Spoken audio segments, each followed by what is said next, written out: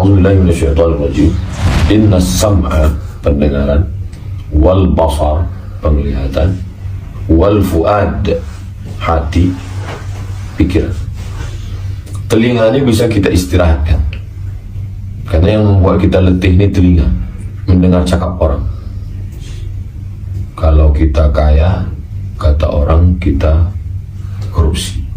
Kalau kita miskin, kata orang kita kena laknat. Hidup kita ini, wah itu orang terlaknat itu.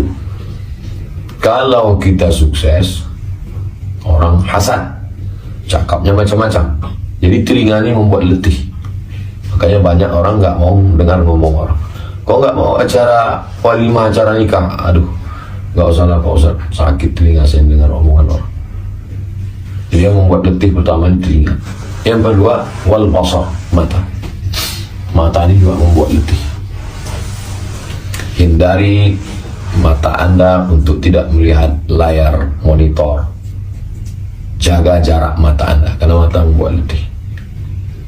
Nengok orang mobil baru, letih. Yang paling menyakitkan itu, rupanya mobil orang itu pun bukan pula mobil dia. Nah, macam saya selama 4 hari bersama tim UAS Kalimantan. Itu orang yang nonton Hai Guys itu, kalau mata hatinya nggak bersih kan sakit itu mata. Setiap nengok, aduh, rupanya mobil itu bukan pula punya Ustaz Somad. Jadi mata ini buat letih, khususnya ibu-ibu letih. Pergi undangan nengok gelang orang letih, nengok rumah orang letih. Yang kedua yang membuat letih hidup ini, letih, lelah, capek. Yang membuat letih itu adalah pikiran.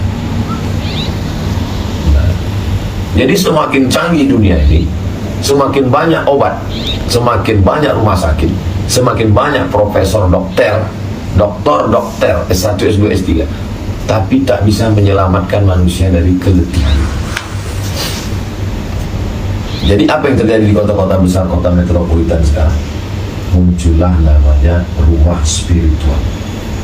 Rumah yang membuat orang bisa menghilangkan letih. Di kantor letih, mendengar omongan atasan. Kamu sudah dikasih gaji, sudah dibawa liburan ke Amerika. Kenapa kualitas kerja tidak juga meningkat? Letih. Menengok kawan-kawan di kantor, letih. Pikiran lagi lebih letih. Letih, lelah, capek. Jadi akhirnya muncullah orang-orang yang berpikir bagaimana caranya supaya manusia ini tak letih. Maka jangan banyak mendengar. Matikan handphone, masuk ke dalam rumah yang kosong, jangan dengarkan. Jadi rumah spiritual. Bila Anda masuk ke rumah ini, Anda akan tenang. Jangan dengarkan omongan orang, jangan lihat orang, pejamkan mata, mengistirahatkan telinga, jangan dengar. Mengistirahatkan mata, matikan lampu. Yang satu ini tak bisa. Bagaimana cara mengistirahatkan pikiran? Kalau bahasa Banjarnya, how you can stop your mind. Bagaimana Anda menghentikan pikiran? Maka ada yang mengatakan, mari kosongkan pikiran, mari kosongkan pikiran. Terbayang wajah istri, terbayang wajah anak, terbayang rekening listrik, terbayang. Jadi sebenarnya manusia tak bisa mengosongkan pikiran. Siapa yang bisa mengosongkan pikiran? Gak ada. Terus kata dia, cara mengosongkan pikirannya gimana, Pak terapis? Dengarkan suara gemericik air, dengarkan suara kicauan burung. Jadi sebenarnya bukan mengosongkan pikiran, mengalihkan pikiran. Jadi kalimat dia sebetulnya salah. Pikiran kita ini lelah, kata dia, karena memikirkan target-target ke depan. Jadi kalau gitu gimana, terapis? Maka pikirkan air. Langsung otaknya mikir air terjun Niagara, air terjun ini, air ini. Terbayang juga air pam belum dibayar. Akhirnya otak itu sebenarnya tidak bisa otak itu istirahat. Dengarkan kicauan burung, akhirnya terbayang kebun binatang, akhirnya terbayang burung rajawali, terbayang burung kasuari, terbayang burung, lama-lama burung dia pula terbayang. Jadi sebenarnya manusia itu tidak bisa mengosongkan pikiran, hanya mengalihkan pikiran. Disitulah datang Islam. Ini kita kalau tidak bicara yang tidak Islam, nggak ngerti kita di mana kualitas Islam. Makanya ayat rakaat pertama tadi, inna fi khalqis samawati wal ardi wa ikhtilafil laili wan nahari la ayatin li ulil albab. Sesungguhnya penciptaan langit, penciptaan bumi, perputaran siang dan malam, la ayat, itu semua adalah ayat-ayat li ulil albab, bagi orang yang berpikir. Jadi dalam Islam tidak ada itu mengosongkan pikiran, yang ada mengalihkan pikiran dan memberi pikiran itu pekerjaan baru, sehingga dia tidak memikirkan pekerjaan lama. Kalau kita sudah selesai, fa idza faragta fansab, nah selesai ini kerja kita, rapat, target kita bulan ini begini, udah selesai.